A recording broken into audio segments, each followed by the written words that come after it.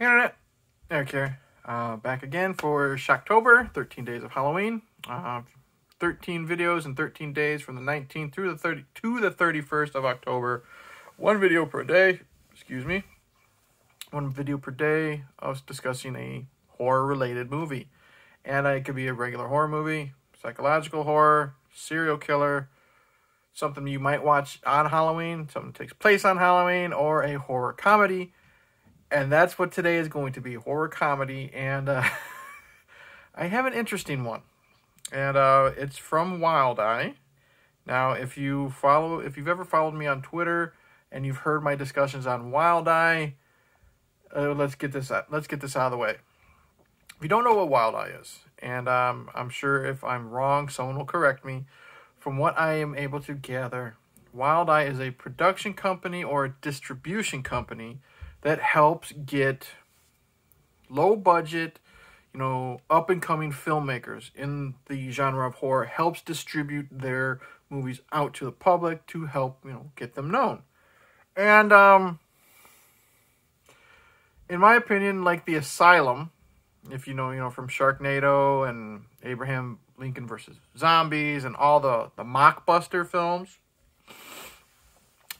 basically, if you go by the trailers, now don't get me wrong, I love the Sharknado films, but if you go by the trailers, they look like garbage. And I've been very vocal at times how, oh great, Wildeye, it's Wildeye Wednesday. Don't get me wrong, a lot of people love Wildeye, which is fine. I've always said, at least based on the trailers, the movies look like crap, and I have no desire to see them. Now, again, I've also been saying, never judge a book by its cover, always give a movie a shot.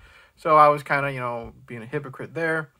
I did do a discussion video on one Wildeye film right now already. It was Shark Exorcist, and it was shit.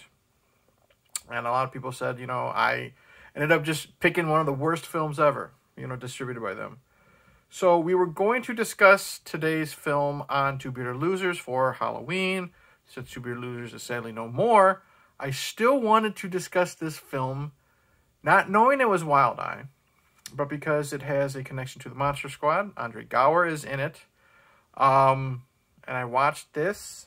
Today I'm going to discuss, I think it's from 2019, Baby Frankenstein. Okay. If you're new to my channel, welcome. I discuss plot, spoilers, specific scenes, all that shit. I believe I said it came out in 2019. The basic plot of this is we are following, I believe his name is Lance. Lance, his mom, and her really douchebaggy boyfriend have moved into a new house. And Lance goes upstairs, snooping around, sees something under a, covered up in a sheet, and it ends up being Baby Frankenstein. He touches his ear, Baby Frankenstein comes to life, and the rest of it, the movie is Lance trying to keep Baby Frankenstein a secret with the help of the neighbor girl, Truth. While Andre Gower tries to find out where Baby Frankenstein is. And asshole boyfriend tries to collect the money and turn in Baby Frankenstein to the authorities. Okay. All the while, the new neighbor tries to bang Lance's mom. Okay. It sounds stupid. Wildeye. I had zero expectations of this film. I fucking loved it. It was so much goddamn fun. I'll tell you why. First off, Baby Frankenstein doesn't look like this. Okay? Don't be turned off by the cover of this film. Because if I can find... I'll still talk... okay. Where is he? Alright. Because Baby Frankenstein doesn't look like that at all. Baby Frankenstein is actually pretty fucking adorable. And even my daughter said that. She sat down and watched this film. And he look at this. Where's he at? You can't really see him very well, but that's Baby Frankenstein right there. He looks a little bit kind of like Bill Moseley did. If you ever saw Silent Night, Deadly Night 3. Exposed brain with the little dome on his head. But it's this cute little dwarf, you know, green skin. I love him. I want him as like a little pet or something like that. You know what I mean? As bad as that sounds. And what I really love about this film is it's cute. You know, Baby Frankenstein is cute. We do learn his name at the end. I don't remember what it is, but he's just so adorable, trying to learn how the world works. And it's great because the acting in this is surprisingly really good. Not just for a Wildeye film, but for any type of low-budget horror movie you see. Because lots of times, low-budget horror, they get whoever the fuck they want, right? The kid who plays Lance, likable.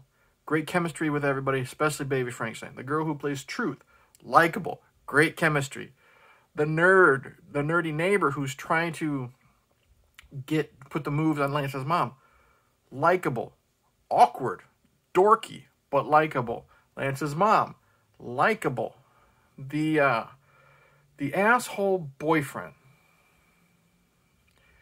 douchey, but he's supposed to be, and he's not overly obnoxiously douchey like, you know, Tina. Like he's not obnoxious like Tina is in Halloween 5, or not obscenely like douchebaggy like Trent from the Friday the 13th remake. He does his job. It's not as over the top as you would expect. He's still kind of cringy at times, but he also makes up for it with a little bit of comedy. Like, there's some unnecessary gags that are lame. I love how he literally thinks Baby Frankenstein is like a little chupacabra, and he's going to hunt him down and get the money. So they all work. All these characters work. Baby Frankenstein, like I said, he's so cute. He's so lovable. He's so endearing. He's so innocent. And this actor only says a few words. The rest of it is like, you know, grunts and groans. So it's mainly his physicality, his body language, and it's so good. And I love, because you'd think it's going to be boring when you find out what do they do? They take him bowling. That's one of my favorite scenes in the whole fucking movie, is them sneaking into the bowling alley with Baby Frankenstein, Lance and Truth, and showing him how to have a good time. He doesn't know how to bowl, so he's chucking the ball like this. He's looking at the ball return, and he's amazed when the ball comes back. He's having a fun time. And the way this movie is edited, you know, with them having their fun, it's like glow bowling, you know, because it's nighttime, so you got the neon and stuff, to this really happy, fun, like, pop song. And it works. Every use of music in this movie is like those happy-go-lucky pop songs. It works. Whether it's bowling, them going out trick-or-treating with which I think is a great homage to E.T., Baby Frankenstein's the ghost, Elliot is the hunchback, Truth, I believe, is like the cat that Dee Wallace dressed as. It's a lot of fun. It's a lot of fun watching him try to trick-or-treat. There's so much fun in this film. Andre Gower, he was the connection from Monster Squad and Baby Frankenstein. He really doesn't do much. And if there was a downside to this film, I didn't think he was very good. I think he did his best acting in the Monster Squad, and even though I thought he was pretty good in that, he still had his moments of, you know, I'm trying to be tough and cool, and he kind of sucked. Here, he's more low-key, doesn't have a lot of lines, and it's not very good. But I could overlook that because, again, how much fun I was having. And another thing that I really thought was cute and fun was the awkwardness of the next-door neighbor trying to put the moves on Lance's mom. At first I didn't think I was going to like her, because she's the stereotypical woman who always falls for the asshole, no matter how bad the asshole treats her, the kids, all that stuff. Finally, in a hilarious scene, she dumps him, and you know, like a vulture, as bad as it sounds, you know, the neighbor swoops in and tries to make his move. I love how he convinces her to go to his Halloween party. Says everybody shows up. She shows up early. She's the only one there for the whole fucking night. And it's just a fun, awkward relationship between them. You know, her dressed literally as a cowboy with a mustache. Him dressed as fucking Dracula. And them just shooting the shit, how uncomfortable it is. And then they finally warm up to each other. They're drinking margaritas. And then I like how... like, douchebag husband shows up, takes mom hostage. Awkward neighbor gets beat up, but then he finally has his hero moment at the end. It works. So good, so much fun. I'm not gonna lie, man. You know, I've said it before. Let's see here. I can't find the poster. It doesn't matter. I had a lot of fucking fun with Baby Frankenstein, even though he looks like that instead of that. I'm not gonna lie, I'll tell you this. If Wildeye, like this is only the second movie I've seen from Wildeye. If they released more movies, this movie had good production value. You know, it was practical effects on Baby Frankenstein. I love how they just call him Baby Frankenstein because Truth sees him outside one day, like eating leaves and stuff, and she's like, "Oh, he's like a cute little baby Frankenstein." That's it. But if they had more, if there are movies that they distributed that at least I've seen, there's fucking thousands of Wildeye movies.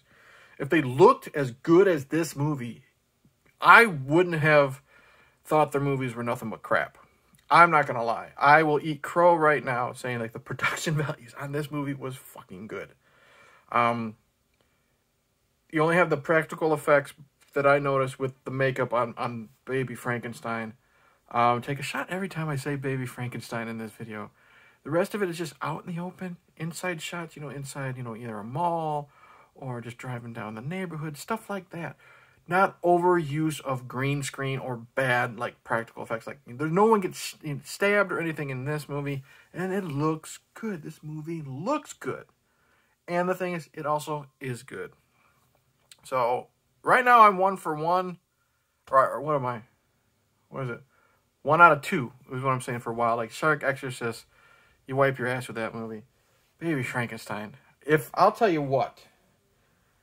If I would gladly pay, like, I watched this free on Tubi. I would gladly pay for a DVD copy of Baby Frankenstein to watch whenever I wanted to, even though at Tubi, because I want to.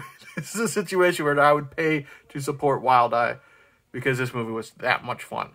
You know what I mean? I have a couple more Wildeyes that I will get to eventually. I'm not gonna lie, as bad as it sounds, the bar's set pretty high with Baby Frankenstein. But I'm now looking forward to hopefully finding some more diamonds in the rough. But right now, highly recommend Baby Frankenstein. Lots of fucking fun. So that's it. Like and subscribe, click the bell, all that crap. I'm getting tired of saying that, but I'm always going to. Comment below. Tell me if you've seen Baby Frankenstein, Bronco Juggalo, and The Horror Man. I know you guys have seen it, and I don't know what Brad thinks. I'm pretty sure he loved it. But Joe the Horror Man recently just did a video on this, and he enjoyed it. Tell me if you've seen it. Tell me if you love it. Tell me if you hate it. Tell me if you're at least willing to give it a shot after what I've said. I'm rambling. I'm full of caffeine. Thank you for staying with me on this journey of Shocktober. Don't know what I'm going to talk about next, but you know what? I'll see you then.